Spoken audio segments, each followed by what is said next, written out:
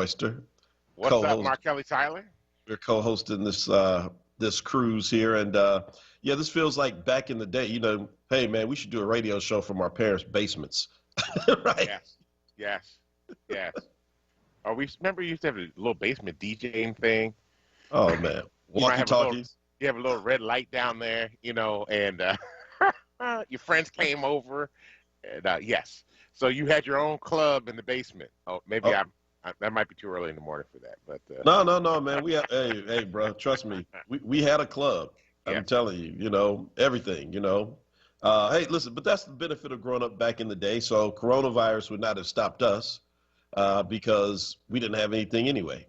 yes, sir. You just kind of make do with what you have. Listen, Absolutely. today the show is being powered by Power, and we're on Facebook Live. Certainly want those of you who are watching it to share the video out, like I'm about to do right now.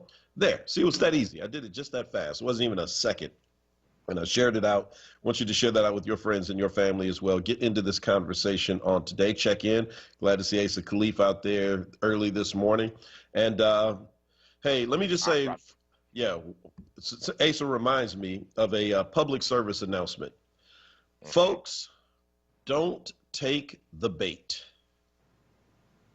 We have a special guest coming to our city tonight who is coming under the pretext of coming for a town hall. He's really coming to get fresh material for his commercial.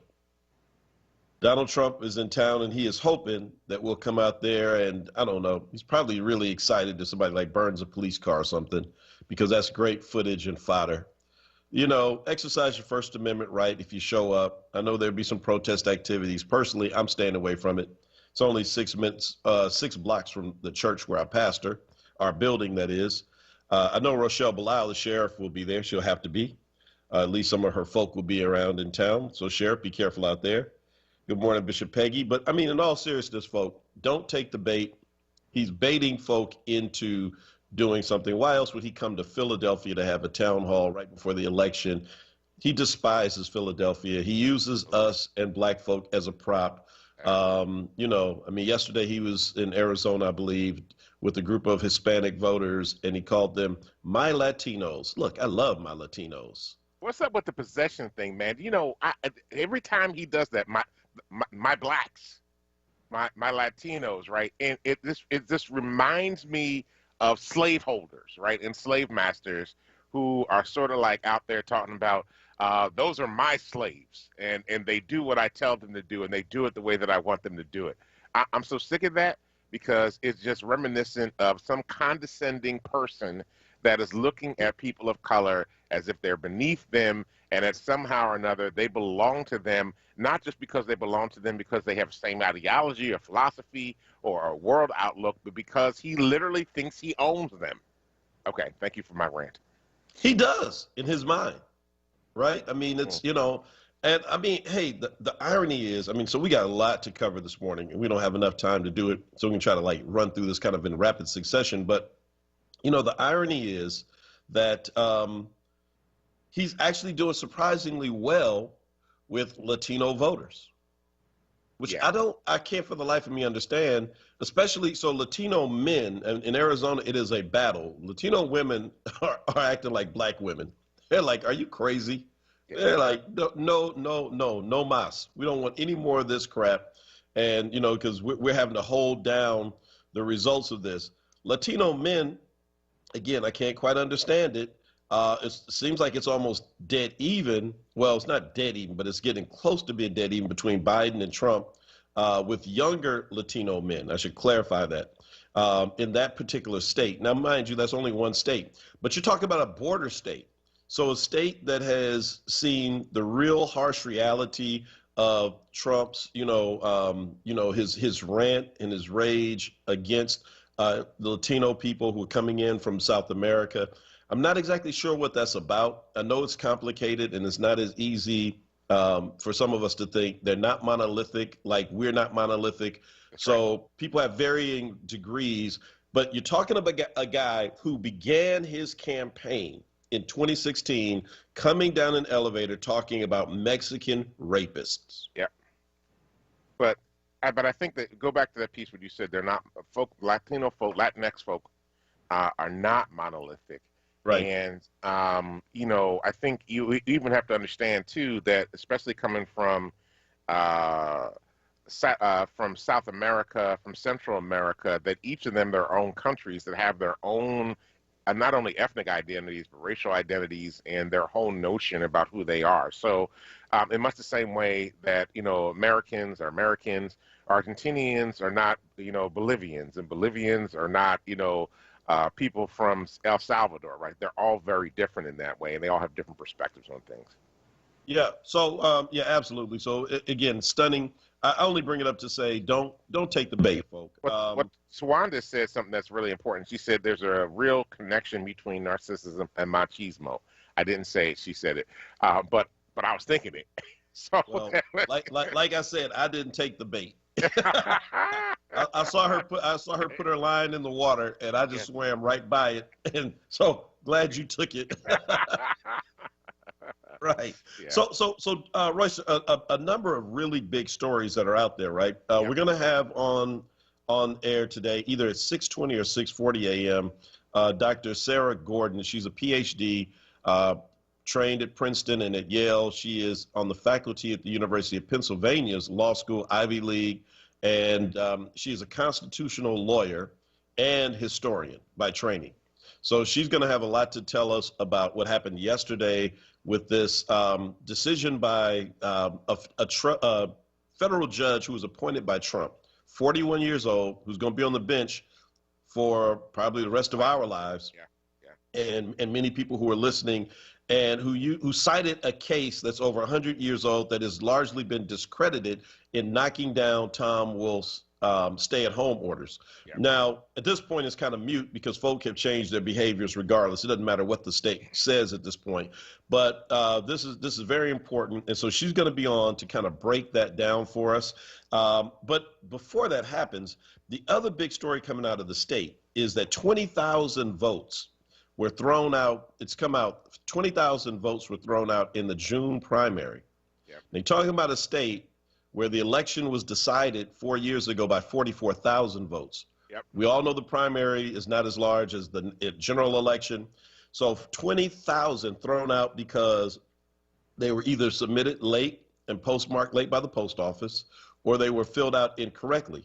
And I mean, there are multiple steps. Fill out your ballot in the same color ink, put it in the envelope, seal the secrecy envelope, don't write on it, put it inside the other big envelope, seal it, write your name, sign it, make sure the return. I mean, it's a lot of steps. And so people did not do well. And so a lot of votes were thrown out. In fact, the difference that could make up the margin. I mean, what are your thoughts about that? And how do we address that for 2020 in just a few weeks, actually? Yeah, I mean, two things happen very quickly on that. If you are unable to actually hand deliver your ballot to your county election office, then please vote early. I mean, get the ballot as soon as possible. First day it becomes available that you can request it. And then the second thing is we're going to have to do some education. As a matter of fact, I think we're going to do some power videos around how to fill this ballot out. So people can. Now, we're not going to tell you who to vote for. Let me be clear. Let me also put a disclaimer in. Although this show is sponsored by Power, Reverend Tyler and I have our own opinions that are not related to the organization. So we should also clarify that too. Do our own disclaimer, as Word does theirs before every show. But that we also need to do some videos to show people how to do it so they can do it correctly and send it back in. And then you need to send it in like the day you get it. Is the day you actually need to fill it out and to send it back in to make sure that it gets back in time. So I think all those things are going to be steps that we're going to have to take in the days ahead to make sure this doesn't happen, because it does become very complicated. People can get confused. They read the wrong thing. They sign the wrong line. I'm notorious for signing the wrong line on documents all the time because I'm busy flying through it and I'm not half paying attention to what I'm reading. And so I print my name and sign it in the wrong place. Put the wrong date in the wrong place. So, you have to be very careful with this to make sure that you fill it out and follow the instructions to the law. So we're going to try to do that. I did a video called #Mail-In Challenge during the primary season where I was trying to get people to post videos of them doing their mail-in voting. But we're probably going to have to do something like this more formally to do education piece around letting people know how to fill out the mail-in ballot form. Hey, I love what Bernita just said on Facebook Live, and it is a great idea. Have somebody proofread your ballot. I mean, like literally, before you even stuff it in there, lay all your stuff out. And we should actually do that for one another, right? I mean, Yeah. find an accountability partner. Now, I want to add something to it. Now, I'm reaching out to some celebrity folk. Somebody needs to do the first TikTok of how to fill this ballot out. Because once you, I mean, you know, the whole goal of TikTok is then people have to repeat it and make their own version of the exact same one. So that's something that we need to start trending because, I mean, again, it's not difficult, but there are very important steps that you must take. And I've seen some how-to videos out there. Let's be honest, they're not, you know, very exciting and folk are not going to spend the 2 or 3 minutes watching that. But they spend 2 or 3 minutes watching their favorite celebrity do it and then also try to mimic it. Could you see families actually doing it? You know, the don't rush challenge where you toss your part that's completed off to the next person. We've got to find a creative way to really get down into the grassroots that people begin sharing that. And it also reinforces the message that it's time to go out and vote. And listen, I mean, that's all this is about right now. That's why I said if people want to, you know, if you want to show your disgust about Trump coming to Philadelphia, do it by helping the GOTV campaign. Help get people to the polls. Don't give him your energy in that sense. Let's talk about the issues. But, you know, if you want to show up in those kind of efforts. Now, listen, we only have 5 minutes before the break. And so we didn't talk about this yesterday because it was just breaking. We didn't have enough information. But there was a very dead, I don't think the 2 sheriff's deputies died, thankfully. But there was a potentially deadly ambush in Los Angeles. Have they found the shooter, the 2 sheriff's deputies? I'm not sure yet. Yeah, so there were 2 sheriff's deputies. Be interested in what Rochelle Balau has to, you know, say about that. Sitting in their patrol car in Los Angeles on Sunday, and you could see it all on like video. Some security cam in an adjoining building captured it. Person literally just walks up to the car while they're sitting there and opens fire on both of them, send them both to the hospital for surgery. Last I heard, they were in critical condition, so certainly praying for them. There's nothing, in my opinion, worse or more low down than an ambush. And, you know, and people who, I mean, look, we have a lot of political differences with law enforcement, but there's a way to do everything. And that is like never an acceptable option, in my opinion. And I know folk may differ. So the additional big story in this is that there were 5 people that I saw on video who showed up. They, you know, the sheriff said that protesters showed up, blocked the doors to emergency, which did not happen. This is like, according to most people who were there. Right. And I don't know how they could have, because when they showed the video, there were literally 5 people, five black folk and 1 person recording. And you could hear one of them in the background saying, "I hope they die." Now, I think that's reprehensible, but you're talking about 6 people out of 30 plus million black folk in America.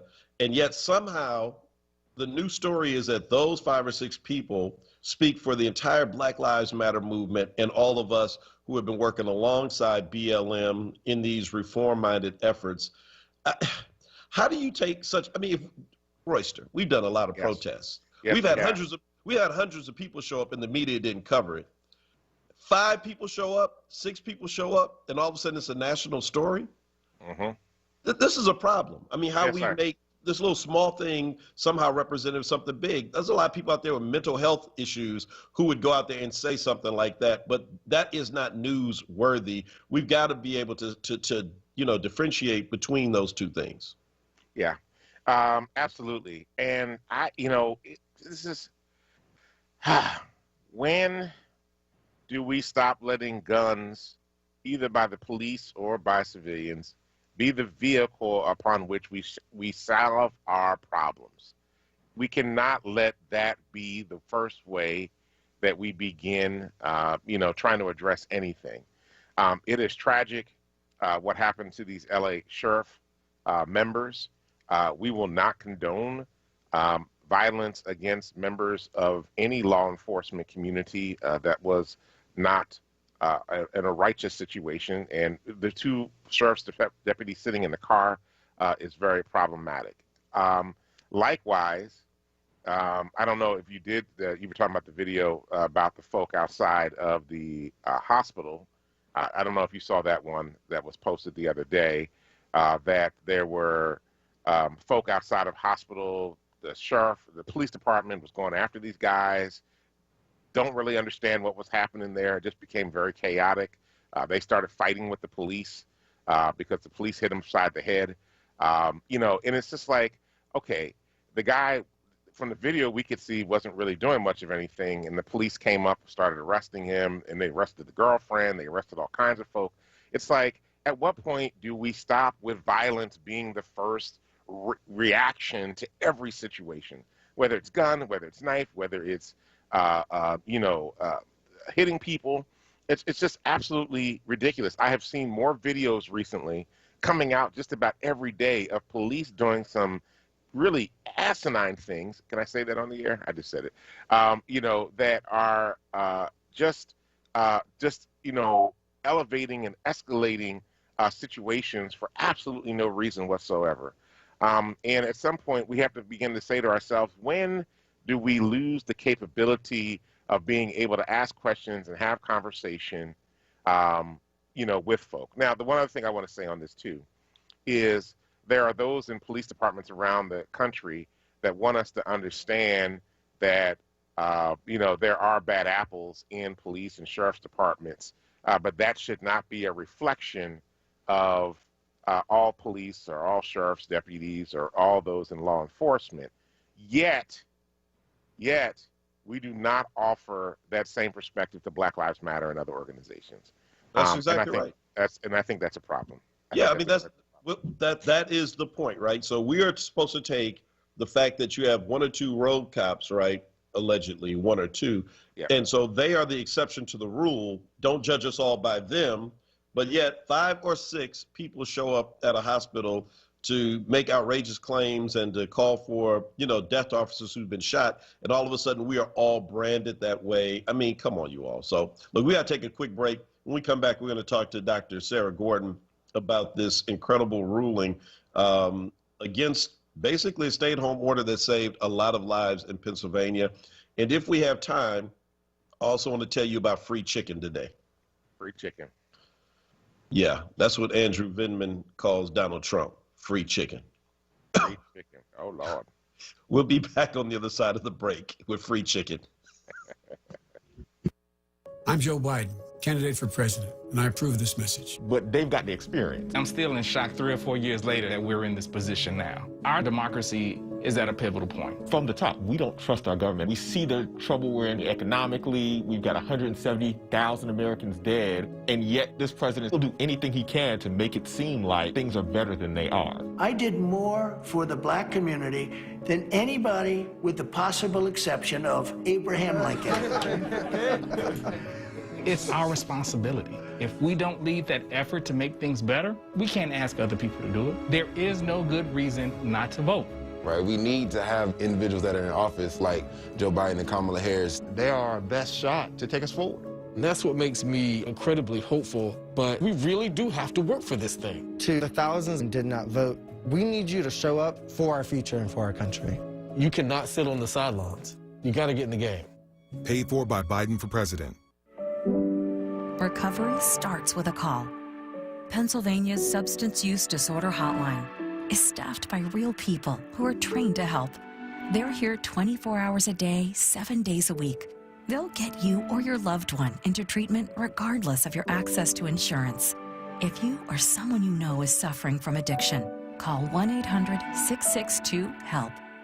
Recovery starts with a call. Paid for with Pennsylvania taxpayer dollars. Always Best Care is a great place to work. Flexibility, leadership, purpose, great benefits. There's never a dull moment. Diversity, inclusion, compasión. We love our jobs. If you're looking for a great place to work, you can join our compassionate Team Green. You can apply online at teamgreenabc.com or call 267-909-9248. Teamwork makes the dream work. I no better than you, and you ain't no better than me. But we all have something in common.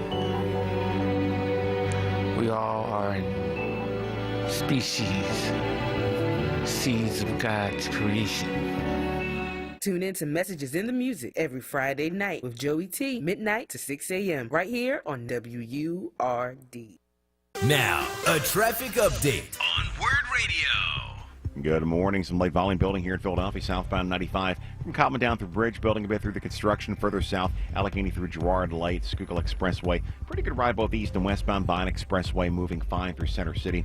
No major problems on the PA Turnpike or the Blue Route 476 this morning in New Jersey. 42, 55, 295 also off the way. Nice quiet start.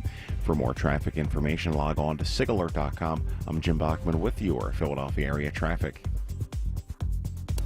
You're listening to Word Radio, 96.1 FM and 900 AM WURD, independent black media.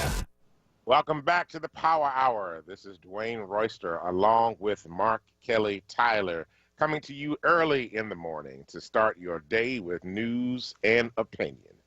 Mark Kelly Tyler. So Andrew Vindman said that Donald Trump was free chicken.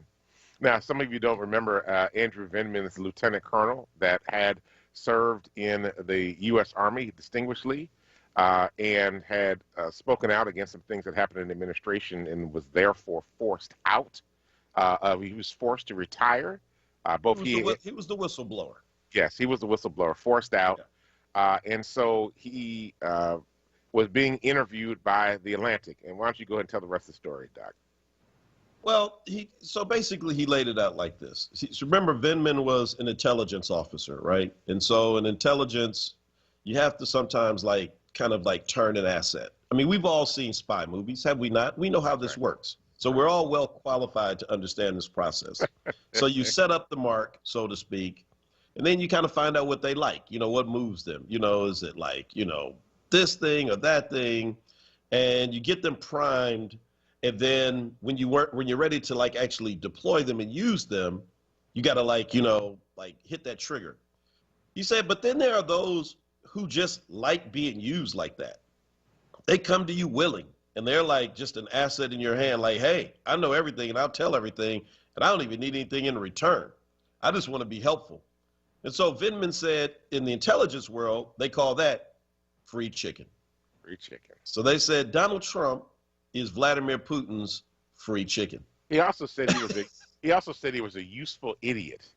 That was the other term. That was the other term that they used for it as well. Useful idiot. Well, I've been hearing that for 4 years, but I hadn't heard free chicken. This is new to me. Because when I heard free chicken, I got excited. Then I was like, oh, he's talking about Trump. Never mind. I mean, I thought Popeyes had a new free chicken sandwich or something, or Chick-fil-A or somebody's giving away free chicken. But he said no, literally. Literally. That was the black preacher in you. I just want to note that, right? Free chicken. Well, I mean, it's a prerequisite. Can you preach? Can you sing? Do you like chicken? I mean, we can say that about ourselves, so it's not a stereotype. That's right. That's right. Yeah, but I mean, literally, he says that the thing about Trump is that it didn't even. I mean, that. He says, because the question came up, do you think that Russia has something on him? Because he has been unusually, just overly friendly and it's welcoming. He refuses to criticize the Kremlin. And he says, yeah, that might be true. But, I mean, he doesn't even need it. Now, a part of this has to do, I think, with another recording that came out from Bob Woodward yesterday. Mm-hmm. So the latest recording actually has Trump on there talking about his relationship with world leaders. And he says, essentially, I don't really like the nice ones. We don't get along too well, the nice ones. I guess that's Angela Merkel, that's France, Macron. Our European allies. He doesn't get along with them. Well, right, and so he says, but I like he said the tougher. Now, listen, what's interesting is when you hear the recording, to hear his own tone shift. When he goes into, he almost gets excited. He said, the tougher, the meaner ones. Yeah, I like those. And he talks about Erdogan, right, from Turkey. A guy who is just known for oppressing his people, and he says, I know I shouldn't say this, but we get along great. No, I like him. In fact, he didn't say it. My words, though, is he'd probably say something like, yeah, dictators dig me. It's the developer in me, man. Vindman said something. I don't even know how to respond to that, because it's just... Yeah, dictators dig me. That is just sinister. But, Vindman said one of the interesting things is that Trump really looks up to Vladimir Putin. And so he said he wants to be Putin. And that is part of why, Putin can kind of push him around, because Putin knows this. And, basically just uses Trump. And Trump is just, actually, for somebody that claims to be so smart, he's actually so dumb when it comes to dealing with Russia and dealing with Putin. And yeah, you can say it, Tawanda. Go ahead. I see you. That is the whole problem with all this. And he likes the tough guys because he wants to see himself as tough. Yet he was not man enough to stand up and to go into the draft. And how many times did he have bone spurs that he got passed over? Over? Those are bone spurs. You can't party with bone spurs. Can't party with, yeah, you're right.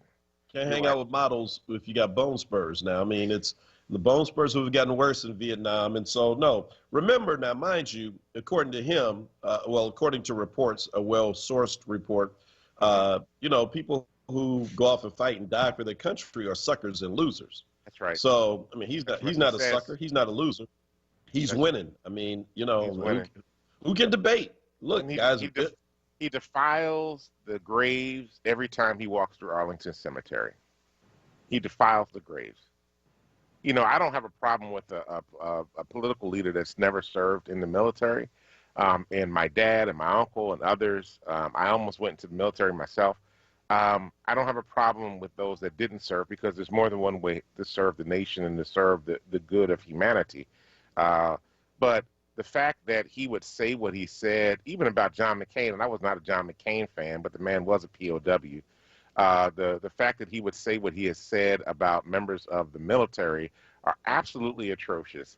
And every time he steps into Arlington Cemetery, every time he puts a wreath at an unmarked grave or at a site of great military victory or loss to honor the dead, he's actually defiling that sacred ground that was made sacred by the blood of human life that was spilled on it. It's absolutely disgusting. So but so to your point, this is what I don't get. Now I do get the fact that, look, sometimes it is just about your party, right? Now I will own that. So I am a registered Democrat, and so I have voted for people before that I did not necessarily agree with, the things in their lives. I get that. But then, you have to kind of wonder, like, for veterans in particular, and for those who served in war, how they can, it's one thing to vote for the guy, but to be so gung-ho for him. It goes back to the conversation we had about Latinos. It goes to the conversation about certain groups of black folk who were there for him. Poor white women seem to be the best group that he's dealing with when it comes to women. He's not doing well with, more educated, affluent white women. But for poor white women, the groups that have suffered the most under his administration seem to see beyond their actual circumstance and buy into the hype. I guess we have to just credit him as being one of the greatest salespersons of all time. He would have had a great franchise if he opened up a used car dealership. I think this reminds me of people who celebrated their king, like the European history, right? They celebrated their kings who were absolutely terrible and atrocious, but it was their king who made them look big and strong. And so vicariously people were living through them. Much the same way that men were vicariously living through Donald Trump during the 2016 primary season, when he was bragging about all the things that he had done to women, the fact that he got caught with porn stars after, the stories came out about the porn stars later on. Men were like, yes, that's my dude. And, they were just really loving Donald Trump because he represented all these things, all this notion of the alpha male that was out there, right? That he was a TV star. Well, he was a reality TV star. He was a rich guy that we still really don't know if he's really rich or not. because, super rich or not, because we never saw his tax returns to know one way or the other. But there was a way that people vicariously lived through them. So if you are poor in this nation and you want to feel better by yourselves, you celebrate this president that represents all these ideas, all this power, everything that you're not, so then you can feel like you too have some connection to that. But it's a lie, right? Because when you really look at what Donald Trump has done during his presidency for those poor white women and poor white men and people that are struggling in this country, he has done a terrible job in terms of their own economic situation. I mean, he went from, we still have millions of people out of work. And instead of saying to the Congress, you all need to make sure we keep that extra $600 a week in there for families to keep our economy going, you actually cut it down to $300, and then you're trying to force people back into jobs. And some of the states can't do it for a variety of reasons. They haven't been able to figure out how to do this through an executive order. We now are watching people that are beginning to struggle, and we're going to watch the economy decline because of this decision that he made instead of doing the right thing and continuing to support people until we were fully able to open the country back again. When we take a look at farmers now that are turning on him because of what he has done to farm subsidies and other supports that are out there, when we take a look at the services that he has tried to cut from social services that he has tried to cut, safety net services he's tried to cut for people all across this country, people who have lost health care because of what he has done to the Affordable Care Act, also known as Obamacare.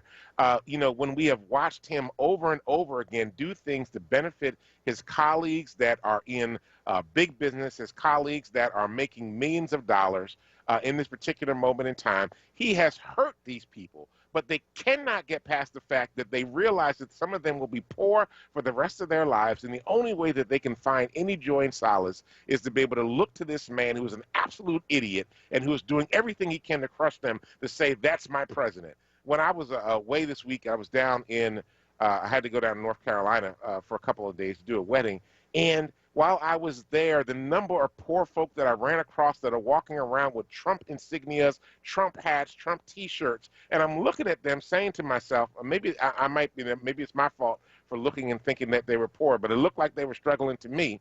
And to look at them to say that they're wearing all this paraphernalia, and on the inside, I'm saying to myself, how on earth can they support this man that is doing everything that he can to destroy their way of life, to look down on them, and to not recognize their humanity? So it was very frustrating, yes. I'll tell you how. Y'all got me ranting today. They like free chicken. Everybody likes free chicken. Hey, well, I know somebody who has some thoughts about this, and he's on the line right now. Mm-hmm. He knows a little something about reality TV. He did some of that. Will Mega, Philadelphia's on. What's up, Will? Good morning, brothers. How are you? Good morning. Doing all right. I'm well as well. I have the question, man. And here's my question. I have to preface it because folks, when you ask critical questions, they automatically think you support Donald Trump. I don't support Donald Trump. I won't be voting for Donald Trump. I've never voted for Donald Trump. But the only thing I really hear when I hear my talking heads talk who we should vote for in the black community is about how bad Donald Trump is, but nothing about how good Joe Biden is for me. I don't hear anything about why I should vote for Biden, right? And the one thing I've noticed, and I'm saying it here again, and it's the one thing that scares me the most in terms of who's going to win this election, is just like when Hillary Clinton ran, she did not at all market to, target, or go after black males, in particular black male supervoters like myself. I've never received one piece of literature, a phone call, text message, email, nothing. And I'm saying it again. Tell me why or what Joe Biden has done in particular to target a black man like me, who hasn't gone to jail, so I want to hear about, I can help you out with jail, who's not having an issue with an employment, I don't want to hear about increasing minimum wage, none of that stuff. What have you done, and what are you going to do for the black man who's done things the right way? Great question, Will. Let me throw one thing at you because we only got a couple of minutes before the break, and our guest will be on when we come back. So we can't go into all the things, but you're right. But when you're dealing with somebody who is just so awful that you can't get past the trash before you can even get to the other side, right? But let's just talk about one thing that is a difference between a Joe Biden presidency and a Donald Trump presidency. It is the fact that a Donald Trump presidency has filled the courts, the federal courts. We only focus on the Supreme Court. Yeah, that's 9 seats. And he'll, any president at the most is going to make 2 or 3 appointments of those in their lifetime. But there are so many federal seats, federal judges that have been appointed under him that will be with us for years to come. Now, imagine this 41-year-old judge who did not have a lot of experience, who we're going to hear more about how controversial his decision was yesterday in the next segment by a constitutional law professor who can really break it down.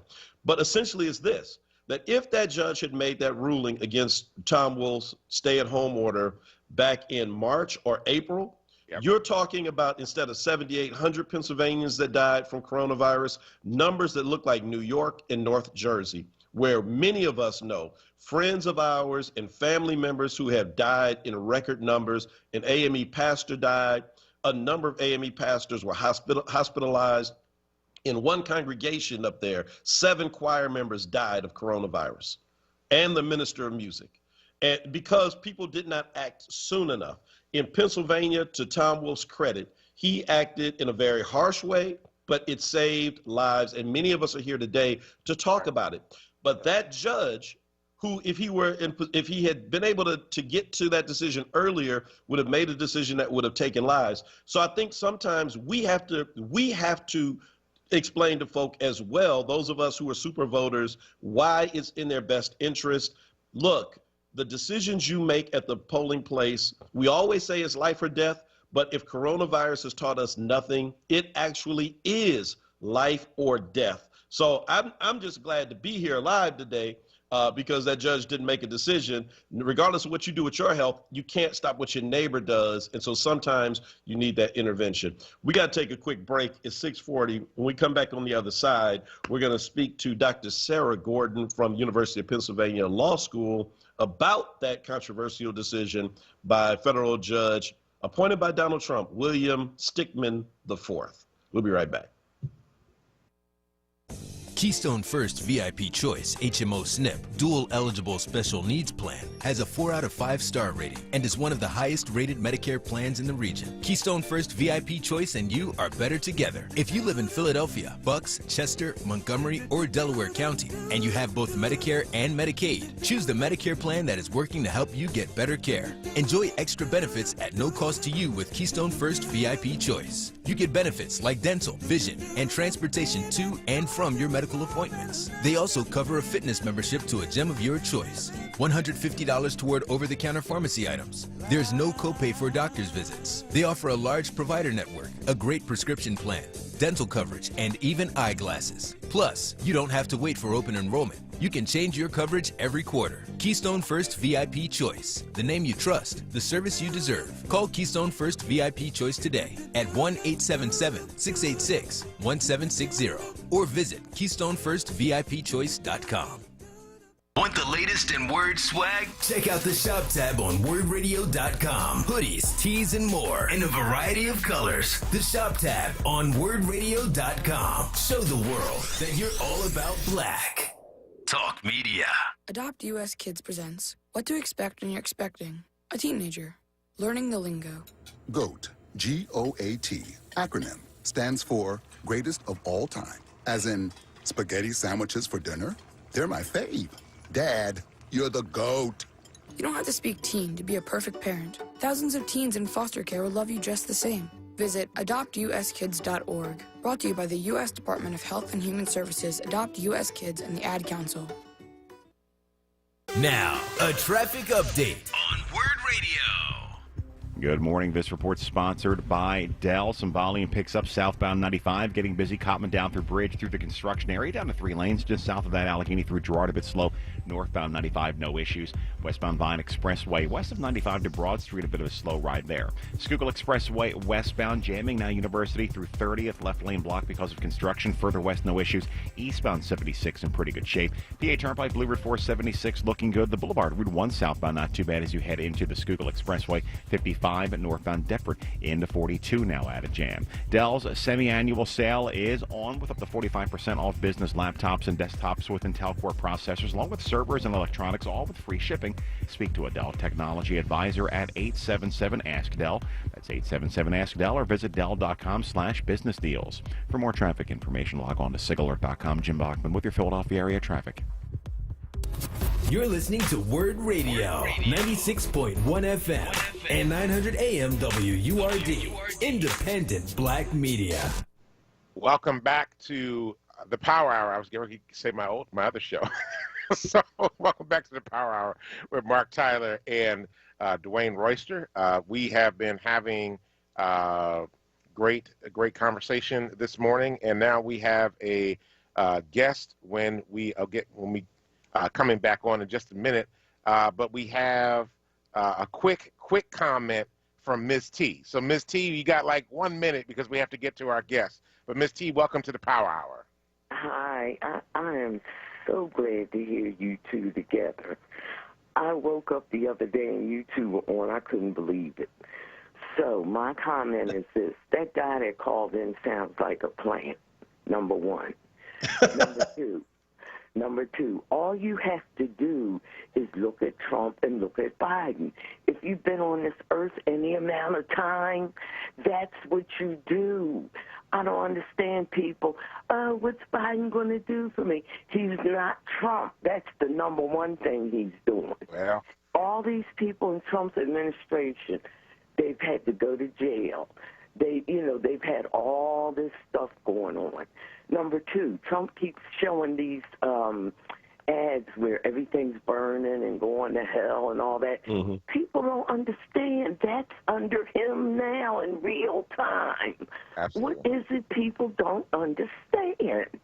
Number three, Biden wouldn't have to do anything but just be Biden if you're a grown person and you have common sense. You know who to vote for. So my philosophy is this. This is something I made up. You get rid of the virus in the White House, you get rid of the virus in the country. That's all I have to say. I've said my piece. Thank you, guys. Thank you, Mama T. Mama T has spoken. She came with a 3-point sermon. There you go. She said, point number one. Only thing she didn't do, she didn't shout us out, You was a hoop at the end, yes. That's exactly right. But like I said, I'm with Miss T, honestly. I mean, I hear you, Will, and that's a great question.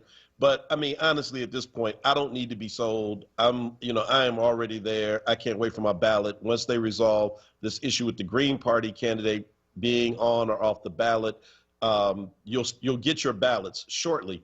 But I mean, again, I don't really have to be sold, and I know that for some, that may be an issue. But at this point, I've seen enough. After 4 years, I just can't do anymore. And so, I mean, I'm good. So listen, we do have a guest. Yesterday was a Will's going off on Facebook, said I didn't answer his question at all. I did answer your question. He said, why should we vote for Biden? I gave you an answer. You may not like that answer, but I gave you an answer. So we could talk on a longer show. We only have 1 hour here today. Yesterday, as has been mentioned, a controversial court decision happened. I mean, I guess that people say that all the time, but I spoke to a lawyer friend yesterday who said, Mark, let me explain it to you this way. The case law that federal district judge Stickman used, he said, on my timeline with lawyers, he said, any meme that has like big eyes rolling and people like walking off in, disbelief. He said, my timeline with lawyers is filled with it because we can't believe that that's the case that he used. Now, to help understand that shock and that awe is someone who actually teaches constitutional law and history as well, history of law at the University of Pennsylvania here in the city of Philadelphia. We're glad to have with us on the line this morning, Professor Sarah Gordon. Glad to have you on the program. This is the Power Hour. Welcome on behalf of Bishop Royster and myself. Thank you so much, Reverend Tyler.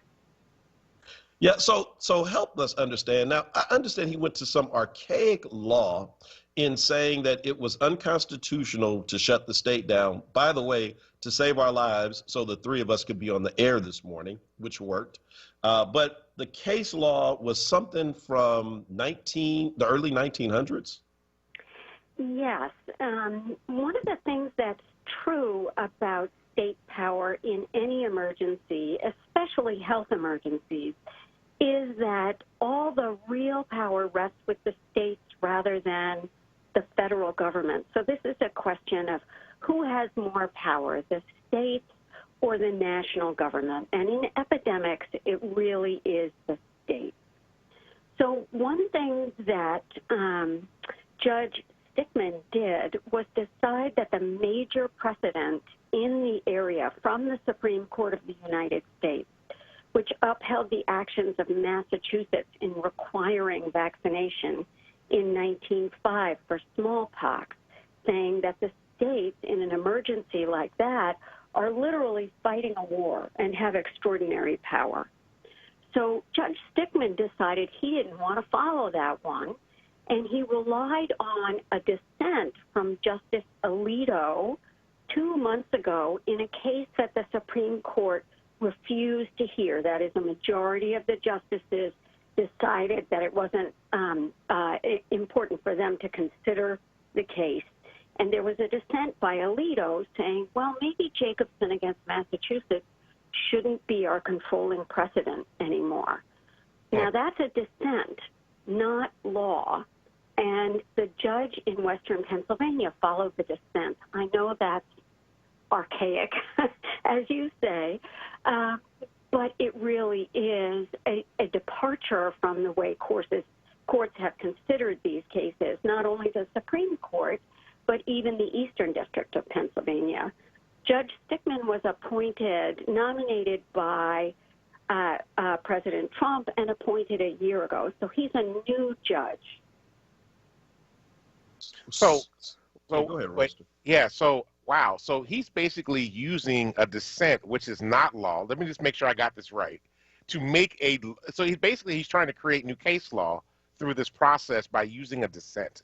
Is that correct? He is indeed, and it's also a drastic increase in federal power as opposed to the states that he's looking for. He argued that the First Amendment and both the equal protection and due process clauses of the 14th Amendment, the Reconstruction Amendment, were violated by Governor Wolf's order to stay at home and to close non-essential businesses. How do you reckon with the fact that, you know, I find the hypocrisy just at an all-time high with this, that when it seems like Republicans want their way, it's all about states' rights, right? States should have the right to have slavery. States should have the right to ban abortion. But all of a sudden, when it's something that they don't like, oh, no, the states have no rights at all. The federal government now has the right. How do you reckon with this? This is a really difficult ongoing problem. Chief Justice Rehnquist, who died about almost 15 years ago now, argued that our federalism should protect states' rights. And when he did so, even when it didn't suit Republicans, he was attacked. So having sort of clear principles in this area is very difficult because it shifts so much on the politics of the question involved. So it is indeed very changeable, as you say. So how are other lawyers, I mean, and the persons in your profession, so, you know, law professors and persons who, like you, specialize in constitutional law, what's the reaction? I mean, like, what does your Facebook timeline look like, or the conversations you all are having with one another? Well, there's some irony that we're talking in Philadelphia because in 1918, Philadelphia held an enormous parade to sell war bonds. It was near the end of the First World War. And within 2 weeks of that parade, which came in the middle of the flu epidemic, 12,000 people died in Philadelphia. So when Judge Stickman says, you know, stay-at-home orders and closing businesses are unprecedented in American law, he doesn't really know what he's talking about because St. Louis closed libraries, courts, schools, theaters. Philadelphia, that didn't close, saw massive deaths. Wow. This is, I mean, listen, we could talk about this forever. We're unfortunately run out of time, but you've given a lot of light to this. Royster, we have to have her back on because she's doing a different she's doing a different project though on Biddy Mason, who helped establish First AME Church in Los Angeles, now the now famous Fame Church, right. Formerly Pastor Chip Murray. But so Dr. Gordon, will you come back on again to talk about that at some point? Thank you so much. And Reverend Tyler, thank you for your leadership on that project as well. All right, thank you. That's Dr. Sarah Behringer Gordon from the University of Pennsylvania Law. We have smart people in Philly, so I was just saying, let's just reach out and talk to them. So in 1918, Royster, we didn't act, and 12,000 Philadelphians died, and people today are literally mad because Governor Wolf saved their lives. Help me. So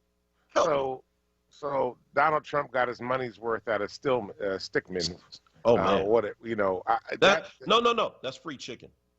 No, but that's free chicken because if people in Pennsylvania died, and we know that this disease impacts black and brown folk better, it would have bought Donald Trump enough votes to make sure that he won the state again, had the state been open during that time frame. So yeah, I mean, I guess that was a good investment for Donald Trump here. This is actually sickening. Can I just be honest with you? I'm literally sick right now to my stomach to think that we have federal judges that are making case law out of dissenting opinions because they're trying to line up with the person that appointed them to the federal judiciary. The notion of an impartial judiciary with Stickman just went out the window. The notion of fairness and equal opportunity under the law. I want an equal opportunity to live. And so if you decide that what the state did and to protect my life is against the law and not right, then what you're saying is that my life doesn't matter. Well, I mean, listen, again, if people need a reason, I know I'm looking at Will kind of going back and forth with me on Facebook, and he speaks for a lot of people. I know Ms. T said it sounds like a plant, but that's not a plant. Will has some real strong opinions about this, and they're shared by a lot of folk, and I get it. But I think that in this moment, right, hearing that conversation just now and thinking about this guy who's a judge, can you imagine the world we live in 30 years from now? One of my daughters is getting married this weekend, and I'm now thinking of being a grandparent and grandchildren. And so my idea of the future is radically shifting. And so can you imagine 4 more years with Donald Trump while he's out there cutting up in antics like it's high school, he is working. And he is working, filling vacancies. He will then likely also fill the spot with Ruth Bader Ginsburg. I don't see 4 more years in her. Who knows what else will happen? So if you really need a reason to vote, here is a compelling reason to vote. The judiciary has, again, it helps clarify rules. It says what you can and can't do. I don't need anything else. I'm sold. I know what I'm doing. I hope you're doing the same thing. All right. Well, thank you for everybody that's joined us today, those that were online, that have been joining us Facebook Live, those that called in to the show. Even if we don't agree with you, we love to talk to you. Thank you to our special guest that came in today from the University of Pennsylvania to share with us. Dr. Tyler, we appreciate you deeply for everything that you do in our community and the way you continue to lead. Kawesa, we deeply appreciate you. Thank you so much for all your leadership here at WURD. Lord willing, the creek don't rise. We'll be... Weight on my shoulders, a bullet in my gun. Oh, I got eyes in the back of my head, just in case I have to run. Come on down to Angry Deacon Ribs, located at 1019